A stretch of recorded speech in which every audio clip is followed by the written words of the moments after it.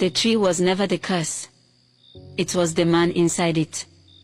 And they said his name out loud for the first time in 40 years. The estate was too quiet the morning Uncle left. No generator sounds. No clinking pots. Just the wind. Heavy and still. Uncle said he was going back to the village. Not for more stories, but to try the last thing nobody ever dared. We are going to the forest, he told me. To call the man's name and free him. I asked if that was safe. He said, "It's not about safety anymore. It's about peace." In the village, Grandma gathered 3 men who remembered what happened. One was blind. One walked with a stick. The third had never spoken since the night of the binding. They went at midnight, with Uncle leading. They took palm oil, a bottle of gin, a wrapper from the widow of the man they killed, and a carved wooden bowl filled with river sand. They followed a path that hadn't been touched in decades. The tree had transformed to stump before they got there, like it knew they were coming. They stood before the stump. It was black, still pulsing like it had veins. Grandma stood in front of it. She poured the oil, poured the gin, dropped the sand. And then Uncle said his name. "Odaina, we see you now. We are sorry." The wind blew in a circle. The trees moaned. The ground felt warm under their feet. Then, the stump split open down the middle.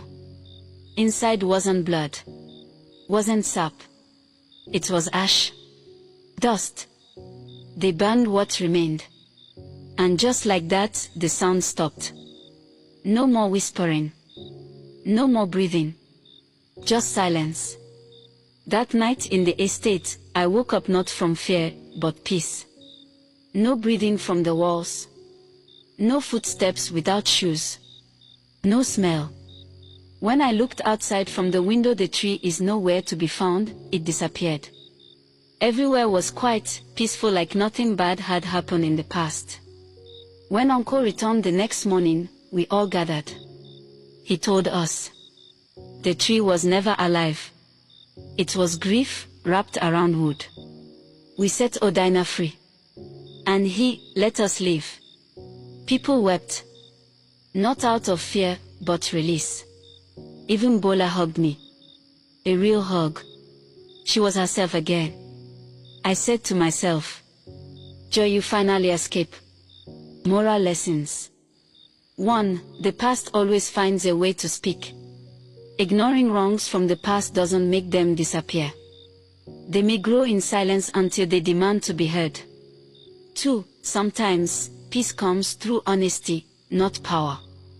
Destroying the tree didn't work. But calling out the name, acknowledging the pain, and saying sorry, did.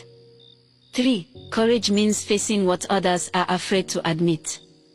Uncle dared to go back, to say the name no one would say. His bravery brought healing, not just to his family, but to the whole estate.